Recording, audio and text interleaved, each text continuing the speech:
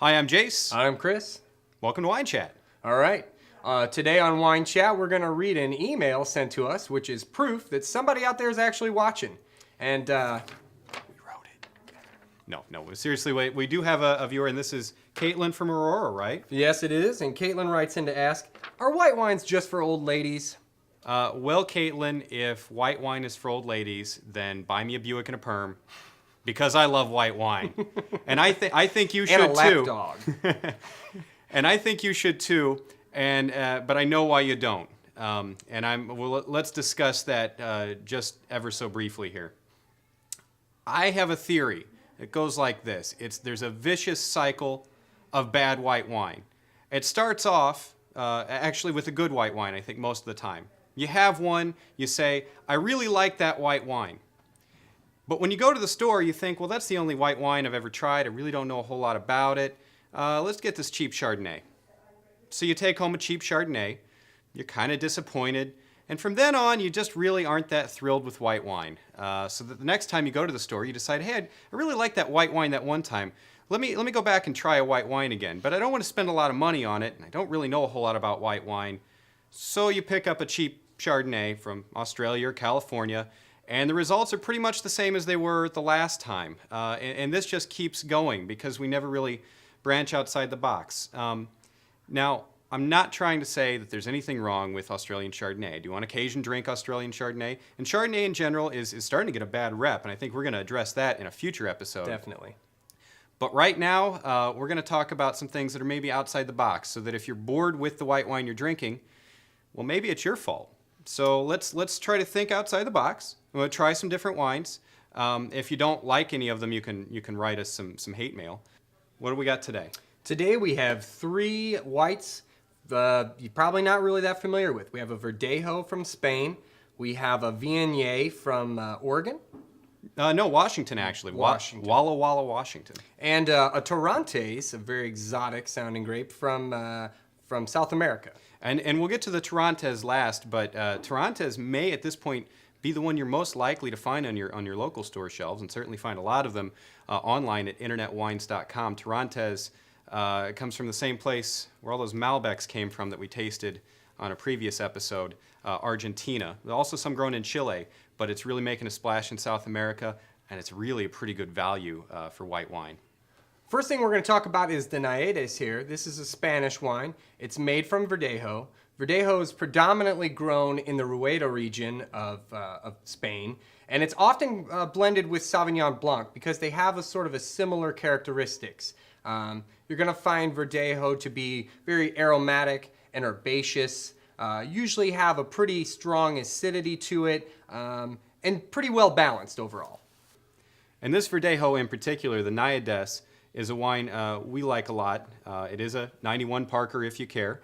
And it's a solid buy for around $20. Now, we're not starting cheap, and I'm not suggesting that there aren't good cheap whites. And once again, Torrontés, we're going to get to it. But sometimes, especially when you're just trying things, a lot of people like to take the logic that you want to go cheaper, you don't know much about it.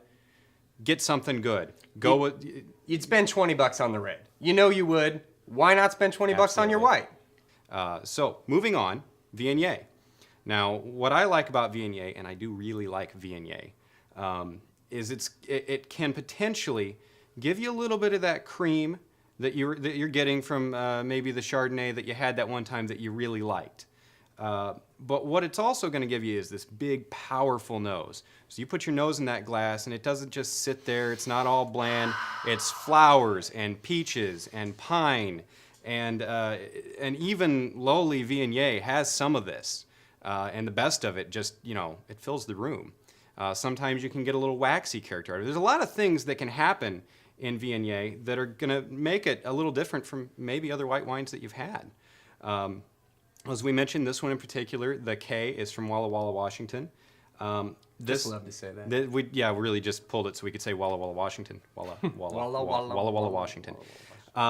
This wine in particular is another $20 wine. But Viognier, if you find a good one, sometimes you can get for about 15. Look for Washington. California makes some pretty good Viognier, and probably the best, although it may cost you a little more, comes from the Rhone in France.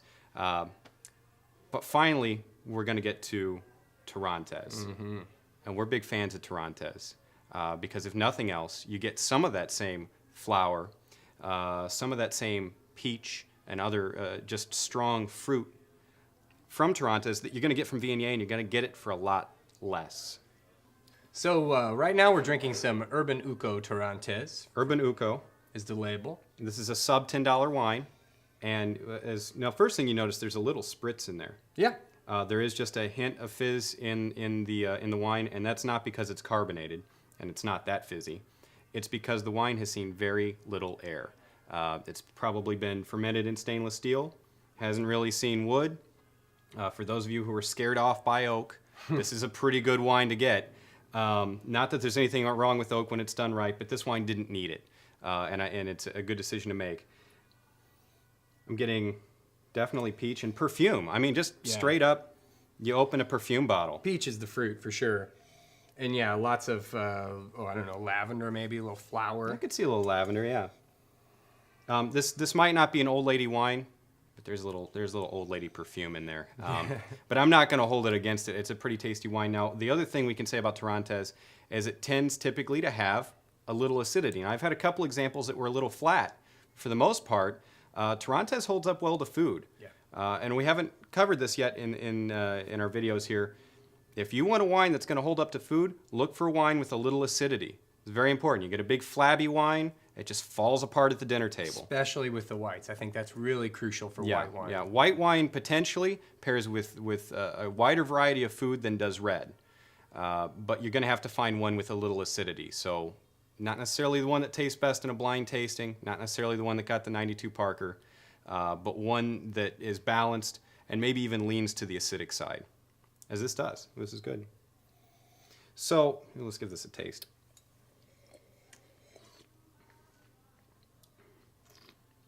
Firm, and leaves the mouth watering, makes you want food. You drink a wine that makes you want food, you know you got something. Yeah, this is nice. So in closing, our goal here is not to discourage you from drinking sub $10 Chardonnay. If you like that, by all means. But if you're drinking it and you're not really liking it, there's a lot of other options. You may have to go away from the grocery store. You may have to go to a specialty shop. You may have to go to internetwines.com, if we didn't mention that already. I think we did, but our that's sponsor. Okay. But there's a lot to be had. So here's 3 grape varieties. Try one of them. Just try one of them. And if you like it, write us. Tell us you liked it. Tell us what you liked.